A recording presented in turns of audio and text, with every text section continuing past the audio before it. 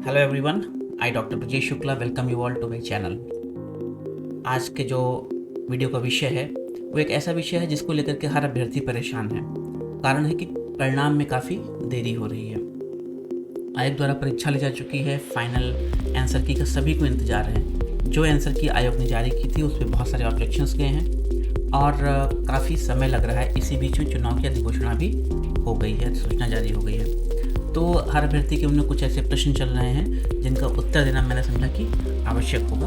तो आज की इस वीडियो का जो हमारा टॉपिक है वो यही है, ठीक है, कि everybody is waiting for the results, ठीक है। और चूँकि रिजल्ट्स में हो रहा डिले तो हमें क्या करना चाहिए, what shall we do now moving forward. जो टॉपिक है डिस्कशन का, आज की बात हमारी होगी किस बारे में, इलेक्शन और उसके इफ़ेक्ट्स क्या होंगे आने वाली परीक्षा के परिणाम पे। कितना समय लगेगा, नहीं लगेगा, रिजल्ट डिले होगा, आएगा कि नहीं आएगा, कट ऑफ को लेकर के बहुत सारा डिस्कशन ऑलरेडी इस बारे में हो चुका है। कट ऑफ क्या रहेगा और उस कट ऑफ पर इस आंसर की का क्या प्रभाव पड़ेगा। और एक डिस्कशन जो बहुत इम्पॉर्टेंट है वो ये है कि जब ये डिले हो रहा है आयोग के रिज़ल्ट में, उस दौरान एक अभ्यर्थी को, ईमानदार अभ्यर्थी को क्या करना चाहिए।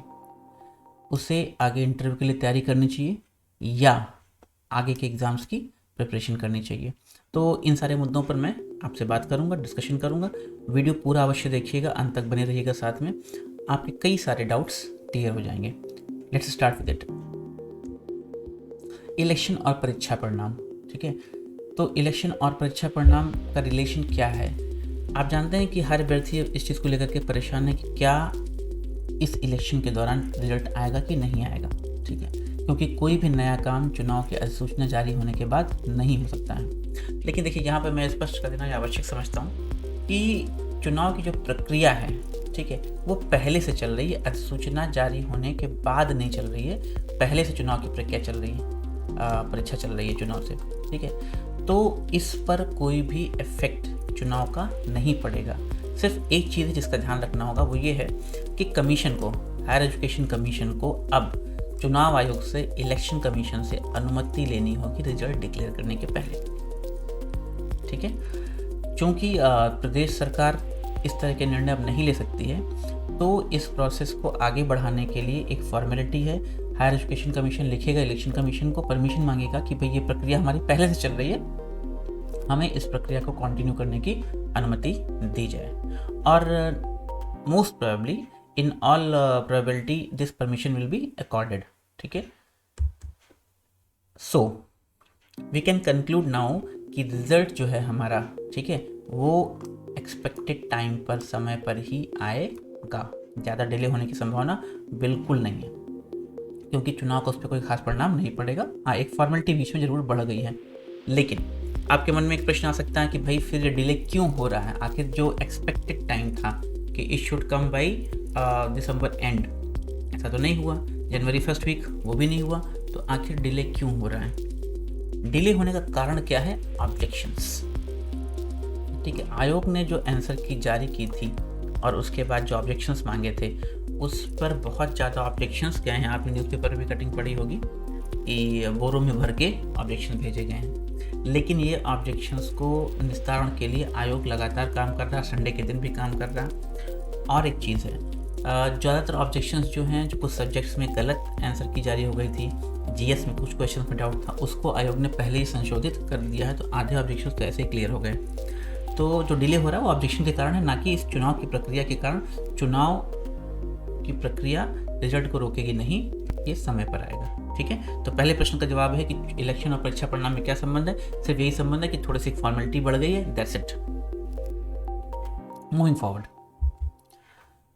एक्सपेक्टेड कट ऑफ को लेकर के बहुत ज़्यादा, ठीक है, हाइप क्रिएटेड है कि हर सब्जेक्ट में क्या कट ऑफ रहने वाली है। और हर अभ्यर्थी जो है सब कुछ छोड़ छाड़ के हर यूट्यूब चैनल पे, हर अखबार में, हर एक्सपर्ट से, हर पुराने अभ्यर्थी से यही बात कर रहे हैं कि भैया कट ऑफ क्या रहने वाला है, हमारा ये स्कोर है, एक्सपेक्टेड है या नहीं है। देखिए, इस जगह पे मैं बिल्कुल क्लियर कर देना चाहूँगा कि कट ऑफ जो है, ठीक है, वैसे मैंने भी कट ऑफ जारी किया है हिस्ट्री का, तो आप वीडियो ऊपर देख सकते हैं। लेकिन तब भी at last I will conclude कि कट ऑफ जो है ना, ये एक प्रिडिक्शन है। पास्ट में क्या हुआ, पेपर कैसे था, मेरे अनुमान से ऐसा होना चाहिए। तो ठीक है, हर अभ्यर्थी को लगता है क्या चांसेस मेरे बन रहे हैं, गुड, लेकिन उस पर लगातार बात करना या लगातार उसको समय देना अच्छी बात नहीं है। ठीक है, कारण यह है कि ये जो कट ऑफ है ना, इस पर बड़े बदलाव हो सकते हैं। जिस हिसाब से ऑब्जेक्शंस गए हैं, आयोग कुछ प्रश्नों का उत्तर बदलेगा, कुछ क्वेश्चंस को डिलीट करेगा, तो जो भी कट ऑफ है ना वो हो सकता है कि बड़े रिवीजन करने पड़े, गैप्स बहुत ज़्यादा बढ़ जाएं, 4 नंबर 5 नंबर 6 नंबर ऊपर नीचे हो सकता है, it's not a big deal. ठीक है, तो मेरा ये मानना है कि कट ऑफ पर डिस्कशन में बहुत ज़्यादा समय ना दिया जाए। क्यों? क्योंकि टाइम जो है ना बहुत प्रेशियस है, बहुत कीमती है।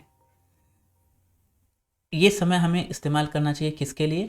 अन्य चीज़ों के लिए। तो अन्य चीज़ें क्या हैं? एक अभ्यर्थी समय क्या करे भाई, अगर चुनाव परिणाम का इफेक्ट हमारे रिजल्ट पे नहीं पड़ रहा है और एक्सपेक्टेड कट ऑफ का मुद्दा भी अब तो ख़त्म हो रहा है, या अगर आप समय दे रहे हैं तो ना दें, तो प्रश्न ये उठता है कि भाई एक अभ्यर्थी को इस दौरान अब क्या करना चाहिए। कारण ये है कि जब तक परिणाम आ नहीं रहा है ना, तो कंसंट्रेशन नहीं बन रहा किसी भी परीक्षा के लिए, आगे पढ़ने के लिए। तो मेरा सजेशन क्या है, that I will share with you all. आगे क्या करें? ठीक है, आपको क्या करना चाहिए? सबसे पहली बात तो प्रिपरेशन फॉर इंटरव्यू, लेकिन ये सिर्फ उन अभ्यर्थियों के लिए मैं बता रहा हूँ जिनको लगता है कि उनका स्कोर ऐसा स्कोर है कि वो क्वालिफाई कर जाएंगे। देखिए, एग्ज़ाम देने के बाद हर ईमानदार अभ्यर्थी के मन से एक आवाज़ आती है कि हो रहा है कि नहीं हो रहा है, क्लियर हो रहा है कि नहीं हो रहा है। उसके बाद कट ऑफ आप लोगों से बात करते हैं, अन्य लोगों से बातचीत करते हैं, तो अब लगभग क्लियर हो चुका है कि किसी भी सब्जेक्ट में जो कट ऑफ है लगभग कहाँ आसपास सेटल हो रहा है। ऊपर नीचे थोड़ा हो सकता है, 5-6 नंबर मैंने जैसा कहा कि हो सकता है। तो अगर आप उस रेंज में आते हैं, आपका स्कोर उस रेंज के आसपास है, निश्चित रूप से आप इंटरव्यू की प्रिपरेशन कीजिए, क्योंकि एक बार जब प्रक्रिया शुरू होगी तो आपको समय नहीं मिलेगा। ठीक है, मैंने भी 2 वीडियोस निकाले हुए हैं इसी मुद्दे को लेकर के कि इंटरव्यू प्रिपरेशन के दौरान, इंटरव्यू के पहले आपको क्या करना और इंटरव्यू के दौरान आपको क्या करना, क्या क्या डॉक्यूमेंट्स चाहिए। मैं ऊपर लिंक शेयर कर रहा हूँ, आप प्लीज़ इसे देखिए और प्रिपेयर कीजिए। ठीक है, और हमारे साथ बने रहिए, चैनल को सब्सक्राइब कीजिए, क्योंकि मैं इस चैनल पे आपको लगातार ऐसे टिप्स देता रहूँगा, ऐसी चीज़ें शेयर करता रहूँगा, अपना पर्सनल एक्सपीरियंस आपसे मैं शेयर करूँगा कि किस प्रकार आप हायर एजुकेशन के इस इंटरव्यू को क्लियर कर सकते हैं, ज़्यादा से ज़्यादा मार्क्स हासिल कर सकते हैं। So all those who are comfortable with their score should definitely prepare for interview। ठीक है, okay. Now comes the question कि जिन लोगों का स्कोर ऐसा नहीं है, उन्हें ऐसा लगता है कि नहीं भाई इस बार थोड़ा बहुत गड़बड़ हो गया है, लेट्स सी अगली बार क्या होता है। उनके लिए मेरा सजेशन क्या है? उनके लिए सजेशन है कि वो लोग आगे के जो एग्ज़ाम्स हैं उनकी प्रिपरेशन करें। किसी का JIC का मेंस लगा हुआ है, किसी को प्री देना है, और अन्य एग्ज़ाम्स भी सबके लगे हुए हैं, कई फॉर्म्स लोगों ने भर रखे हैं। तो देखिए, ये जो बीती ताही बिसार दे, जो हुआ सो हुआ, नो प्रॉब्लम। ठीक है, क्योंकि सिलेक्शन जो है किसी भी अभ्यर्थी का सिलेक्शन, फाइनल सिलेक्शन किसी जॉब के लिए ऐसा नहीं है कि वो एक एग्ज़ाम की तैयारी करता है और वही एग्ज़ाम हो गया तो ठीक, नहीं तो खेल ख़त्म। ये एक ऑनगोइंग प्रोसेस है, सफलता मिलने में समय लगता है। ठीक है, ये सारे स्टेपिंग स्टोन्स हैं उस सीढ़ी के जो आपको सफलता की ओर ले जाएंगे। अगर इस एग्ज़ाम में आपका स्कोर कमज़ोर है, नो प्रॉब्लम, ठीक है, फिर से प्रिपेयर कीजिए।